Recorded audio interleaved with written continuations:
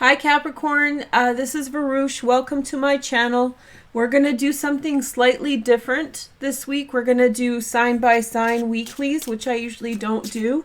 But the astrology is off the charts this week, and I thought we would go through in a bit more detail. I thought of doing this just for members, this deep dive, but I think it's somewhat unfair because, well, it's a very special week. So why don't we take a look at Lenormand first just to see the energies. We have the dog, the child. We'll go through Lenormand, astrology, and tarot today.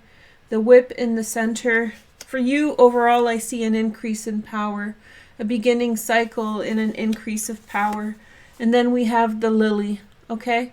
So, yeah, I think that especially for women out there, if you have been reaching a glass ceiling with whatever you're trying to achieve, it takes a long time to get around that. Those glass ceilings are made of fiberglass, you know? It's not easy to smash through them. And so you've been putting up a lot of good work towards your work or your business. And I feel like you're seeing the effects of that now. So I see a great amount of strength that you have put towards things that were naysayers, and you're coming out as a very wise person. Now, if you're a man watching this, same thing, but this is, the bear emphasizes women. The lily emphasizes men. So for women, it has much more to do with that brute force of energy of, breaking through opposition. Whereas for men, this is the years of experience that you have gained from living your life and going through different situations. You're coming at these circumstances with a lot of wisdom.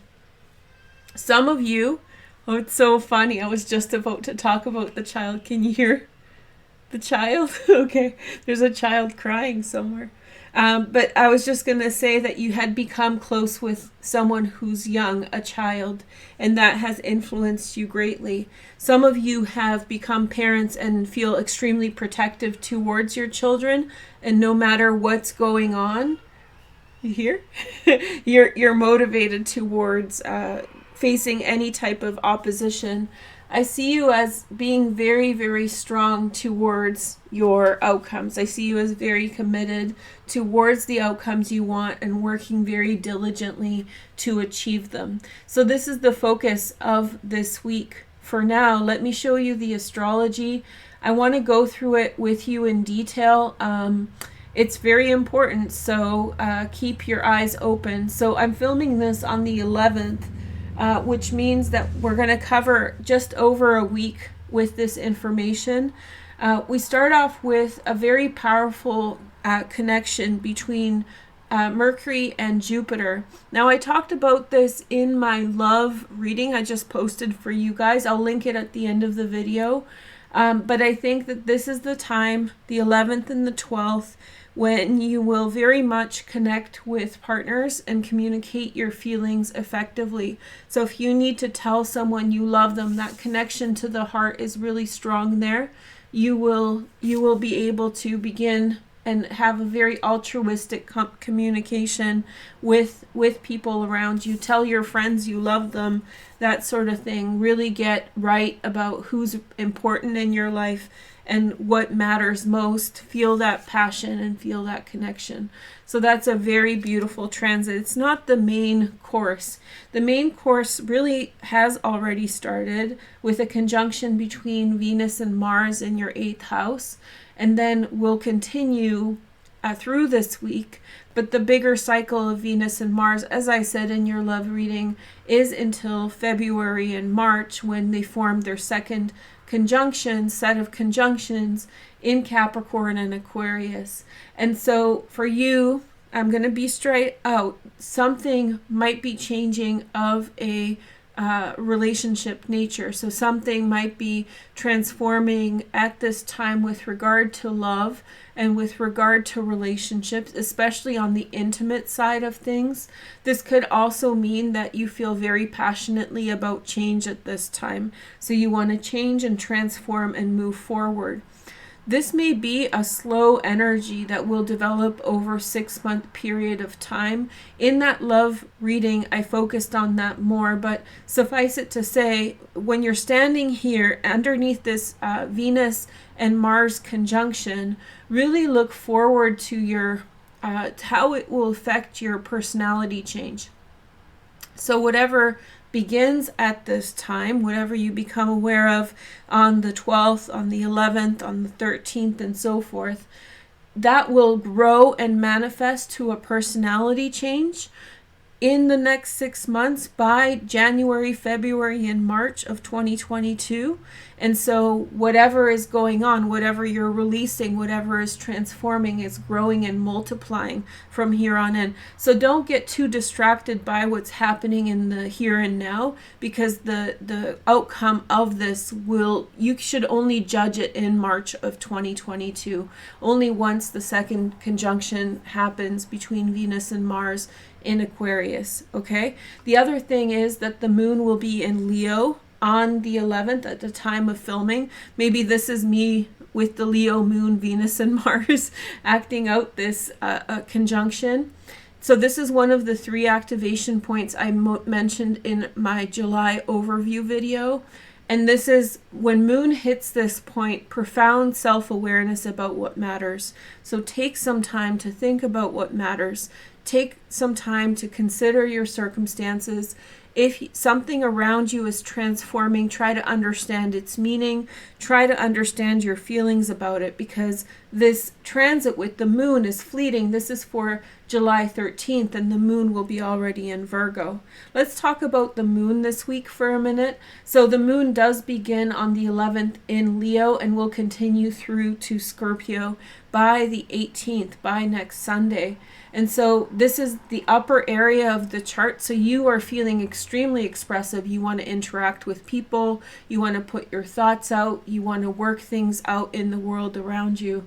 All these things are important. And if you don't feel like you want to do these things, because there's no other transits here, there will be a requirement that will be pulling you to the public space, to your interactions with other people, to make yourself known, to show yourself, to show your face, to show your energy. So the second major transit that I want you to know about, and that happens on Thursday and Wednesday of this week.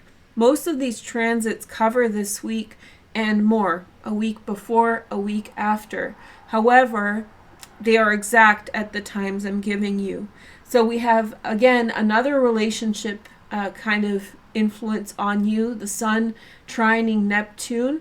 And so these are powerful connections between your partnership house and your house of communication. So you're telling people exactly how you feel. I know it's a little bit below the surface of the water here in the display, but it's really powerful communications between you and your partner. The same way as Mercury trining Jupiter.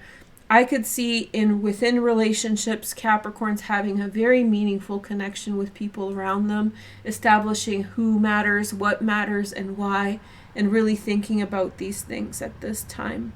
Chiron, I forgot to mention in your overview reading this week, goes retrograde in the sign of Aries. Where is Aries in your chart? Oh, right here in the 4th house. This is actually a really good relief for a lot of us to do with our self-esteem. It's under the water here in the 4th house. Whatever pressures you have around the home will really decrease for the next several months. Chiron goes retrograde on the 15th, will station on the 15th, retrograde on the 16th, and it is sextiling the North Node, which is in Gemini. And this is the true North Node I've been talking about, because the true North Node on the 15th is in the exact conjunction with Aldebaran, and this is the real reason why I'm doing this video. I want you guys to be very aware and hyper-focused on what's going on in your life. Bring attention to detail and bring attention to exactly which direction you want to go. I think that the fact that Chiron is retrograde, there's less pressure on you. There's less There's less kind of self-doubt creeping out, and more opportunity for you to be assertive and to show your true colors, to show your intentions. And definitely, whether it's in love and telling your partner how you feel about them, telling other people how you care about them, or the sextile between the North Node and Chiron, giving you an idea where to put emphasis, even if you feel in opposition to other things. I put the motto for you as it's time for you to use your power. And I think that Tuesday through Thursday, you're becoming aware of what's important. Your relationships, specifically with partners, and then also what you do day to day. You become hyper focused on that, and I think that becomes very important to you. Okay, and so the last couple transits are the more challenging ones. So if you get triggered by that, jump to the end of when I'm doing the tarot next. But just be aware that next weekend on the 17th and 18th, we have intense energy. And specifically for you, it's a really tough one. It's not tough in the sense that it's bad. It's tough in the sense that you need to rise to the challenge. The Sun will form an opposition to Pluto, which means something slightly different to you than to others. For you, because Pluto is in Capricorn and Sun is in your 7th house, someone who is a partner to you, someone who you consider a partner in some way, you have a lot of trust in them, they may pose an opposition to your self-interest in some way. And so maybe I have the intuitive sense that for some time you have been going along with this situation in some way. This is the time to put your foot down, but mindfully, because the energies with us are very intense. So you don't want to be overbearing or too harsh, because Pluto can, in the 1st house, make you extremely intense. Okay, look at me like that. Okay, and then we have Lilith entering into Gemini. I took her out of the chart for this week. Thank goodness, I'm ready to let her go. But for you, this might be busy making energy. I could see Lilith will be in Gemini from this week until April 2022. And during that time, for your sign specifically, Sun, Moon, and Rising, I would be wary of people being busy, run off your feet, and somebody heckling you, somebody saying, why aren't you doing this? Why aren't you doing that? Crazy making energy. So be wary of that. You know how I mentioned all of these transits with the water signs? Well, these trines between Mercury and Jupiter and Sun and Neptune are actually going to be completed when the moon reaches Scorpio on the weekend. And this is a saving grace energy frequency for this transit, because like I said, the Sun opposite Pluto may feel very bewildering and requiring you to be tough. On the contrary, on the 17th and 18th, when the moon enters into Scorpio, it will form a loose Mercury. I know some astrologers out there are probably rolling their eyes at me for this one, but by the time the moon enters into Scorpio, Mercury will be about 9 degrees and Jupiter will be 1 degree. So it's very loose grand trine, but because the moon moves very quickly, it can carry that energy over between Jupiter and Mercury. And again, for you, powerful connections and relationships, talking to friends, talking to people, making those very deep connections between yourself and others. Then on the 19th, now this is a little look forward towards the next week, Mercury will move into the latter part of Scorpio and create a perfect grand trine, actually, with not perfect, but almost perfect, between the Sun, Neptune, and itself. So you, on the next weekend, you're dealing with kind of energy that has two qualities to them. A little harsh, a little bit defensive, the need to assert your power and get things right. And then on the other hand, this compassionate connection and open-heartedness towards other people. I have my dice. I really liked using these for your weekly, so I want to bring attention to one house to see what's going on. So it's saying fourth house is important for you at this time. So what's going on in the fourth house? Let me bring the chart up for you again so you can see it. So in the fourth house, we're looking at Uranus and Ceres. And so Uranus has been on some tough angles very recently, specifically with Venus and Mars here in your 8th house. It was 4th house. Sorry. Okay, so sorry, I got ahead of myself. Even better, Chiron. So what we were saying about Chiron goes retrograde on the 15th and then creating a sextile to the North Node. So something around the home may be leaving you a little bit self-conscious in general in life.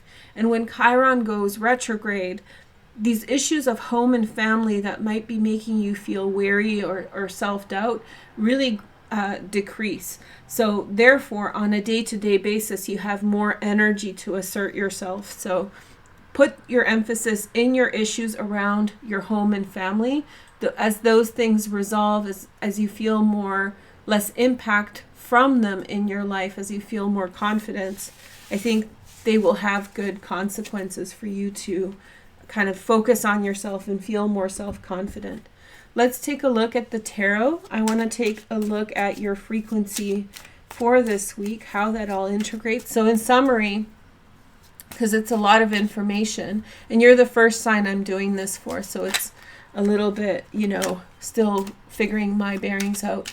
There's a huge emphasis in love. There's a huge emphasis in your relationships with others. This week you will see an open-heartedness with others throughout the whole week. But at the same time, it's like we're vulnerable and we're open with these grand trines next weekend on the 17th and 18th. But that opposition between the Sun and Pluto will be kind of watch your back at the same time. Not watch your back in a dangerous sense, but there will be this standoff with power, like my interests against yours. And then on the other frequencies are really focused on being self-aware of which direction you need to go. And I can't stress enough how much you should prepare for that. Be aware of your self-direction. Be prepared to really think about what you do in your everyday life and have confidence to go there. Chiron retrograde in Aries in the 4th house allows you to release some of the labels that maybe your family has left you with and feel more confidence to move forward. Okay, so let's see. We have Wheel of Fortune. Then we have the 5 of Cups. And then we have the 7 of Cups. And then we have the 9 of Swords. Ooh, okay, intense feelings, right? And then we have the 8 of Swords. So it really feels as though you've been holding back on some things that could lead to a lot of success. And I feel like it has to do with your family. Chiron in the 4th house in Aries, right? So things in your family like labels or belief systems that are holding you back have been really keeping you down and out and sad about circumstances. I think that maybe some of the things that you believe are the things that are holding you back. So maybe this is a time to challenge your own beliefs about situations. I feel like you have opportunities ahead of you, really upfront opportunities. Like if you release all of these beliefs and all of these thoughts, there's tangible financial success ahead of you at this time. Then we have the Leo card, the Strength card. I think that this is you facing a lot of stuff. And then we have the 2 of Pentacles. It might not be perfect in the way that you want to achieve what you're trying to achieve. Maybe you have to do everything by yourself, whereas the rest of the world has to do it, has other people to help them. But I think you can do it. In some way, that Pluto opposition, the Sun, is different than for everybody else because you're the one who has Pluto in Capricorn and Sun is your opposition. So conversely to everybody else, you're meant to assert your power. You're meant to assert exactly what you want and what's important to you and say no to all the dilly-dally relationship drama that's holds you back. On the bottom, Page of Pentacles, I could see you really coming through with a wonderful idea. Remember the first thing that I mentioned? I know it's a lot of information, but Venus and Mars in the 8th house, shared resources too. You might be releasing something to do with other people, something that's literally left you disappointed, not fulfilled, not what you want. And over the next 6 months, as you are taking back your power, remember the bear? So as you're taking back your power and asserting yourself with the knowledge of experiences that you've had already, you might use everything that you start now, the pushback. I would call this the pushback actually for you. The pushback, this asserting yourself, the decision to move forward independently will be something that is monumental. So I hope you like this reading. I hope it helps with, making your decisions for this week, and I hope that it puts things in perspective. I do want to throw the dice with 3 signs that may be helpful for you on your journey this week. So we have Geminis, Capricorns, other Capricorns. Capricorns are very helpful to other Capricorns because, well, they just are. It's just a very, very helpful energy. And then we have Libras. Pisces showed up in here too. The dice rolled over and showed Pisces, so maybe a Pisces in there somewhere. But yeah, Capricorns are very helpful with Capricorns, especially in workplace settings, because like you get down to business and you understand what the other one wants. Okay, so in short, if this is not enough info for you, right here at the end, in that love reading that I did for the next 6 months, is a breakdown of this again in a different way. So maybe that information will help you. And also in this week's weekly, that was pretty informative as well. So I hope that helps. In terms of your tarot, I just feel like you're being held back from some success that's clearly available to you. And I think it has to do with disappointment in relationships, people letting you down. See, the bear rises above, any relationship drama, anybody not being genuine or good or helpful. 4th house, it's a private house close to the heart. So it can mean far more than home, because home can be in diaspora. It can be in many different places. And so with that conjunction in the 8th house, you might feel the need to release something. Venus and Mars, right? And the moon transiting here on the 11th of July, and feeling the need to start something, right? Feeling the need to start something and go in a different direction. Page of Pentacles. So release the unwanted. You have more than enough to create the life that you need.